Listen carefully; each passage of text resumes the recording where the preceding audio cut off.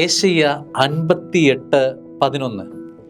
നനച്ചു വളർത്തിയ പൂന്തോട്ടവും വറ്റാത്ത നീരുറവയും പോലെയാകും നീ. ഇതൊരു വചനമല്ലേ? നനച്ചു വളർത്തിയ പൂന്തോട്ടവും വറ്റാത്ത നീരുറവയും പോലെയാകും നീ. നനച്ചു വളർത്തിയ പൂന്തോട്ടം.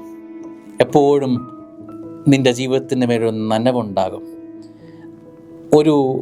എപ്പോഴും നിന്റെ ജീവിതത്തിൽ പുഷ്ടിയുടെ കൃപകളുണ്ടാകും. കൃപയുടെ അനുഭവങ്ങൾ മഴ പോലെ നിന്റെ ജീവിതത്തിൽ എപ്പോഴും നിൽക്കും. വരണ്ട അനുഭവങ്ങൾ നിന്റെ ജീവിതത്തിൽ ഉണ്ടാകില്ല. പിന്നെ പറയുകയാണ്, വറ്റാത്ത നീരുറവ, എന്നും വെള്ളത്തിൻ്റെ സ്രോതസ്, ജീവൻ്റെ തുടിപ്പ് നിന്റെ ജീവിതത്തിൽ ഉണ്ടാകും. വെള്ളം ജീവിപ്പിക്കുന്നതാണ്, ജലം ജീവിപ്പിക്കുന്നതാണ്. ആ അനുഭവം പോലെയായിരിക്കും നീ എന്ന് വചനം തരികയാണ്. നനച്ചു വളർത്തിയ പൂന്തോട്ടവും വറ്റാത്ത നീരുറവയും പോലെയാകും നീ. ദൈവമേ, എന്നെ ഇങ്ങനെയൊന്ന് ആക്കണമേ. എൻ്റെ ജീവിത അനുഭവങ്ങൾ ചിലപ്പോൾ വ്യത്യസ്തമായിരിക്കും. ഇതുപോലുള്ള ഉണങ്ങിയ അനുഭവങ്ങളായിരിക്കും ജീവിതത്തിലുള്ളത്.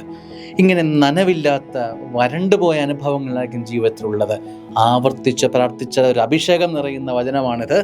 ഏശയ്യ 58:11. ഈശോ, എന്നെ നനച്ചു വളർത്തിയ പൂന്തോട്ടം പോലെ ആക്കണമേ.